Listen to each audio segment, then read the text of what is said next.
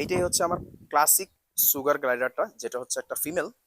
তো এটাকে আজকে পেয়ার দিব ফর দ্য ফার্স্ট টাইম। এটা এখন পর্যন্ত কোনো সুগার গ্লাইডারের সাথে পেয়ার নেয়নি এই পর্যন্ত, আর আমিও দেইনি।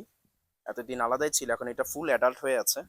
তো এখন আমি চিন্তা করছি যে এতদিন পর এই ফিমেলটাকে, কি সুন্দর সুন্দর করে তাকিয়ে আছে না, তো এই ফিমেলটাকে যে আমি পেয়ার দিব আমার লুসিস্টিক মেল সুগার গ্লাইডারের সাথে।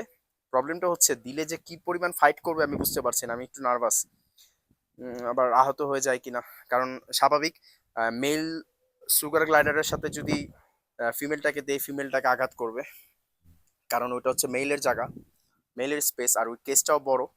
ওটা এতদিন মেইলের দখলও ছিল। তো দেখা যাক, অনেক কষ্ট করে এটাকে ধরা হলো। রাইট রাইট, বের হয়ে গেছে এই তো।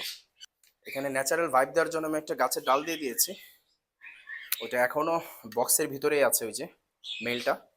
আর ওই যে ফিমেলটা, ফিমেলটা ওই যে নিচে চলে গেল, এই তো। হ্যাঁ, ওই যে ওইখানে আছে ফিমেলটা, ওই যে মেলটা তাকিয়ে আছে।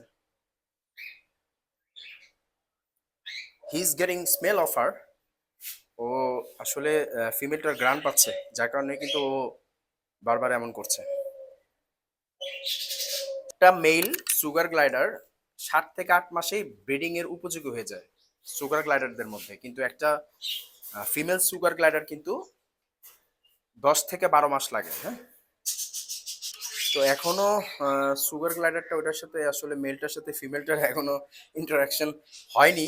আমি খুব ভয় পাচ্ছি যে আসলে কিভাবে নেয় এটাকে। মেলটা এখনো বক্সের ভিতরে, আর ওদিকটা ফিমেলটা বাইরে ঘোরাফেরা করছে।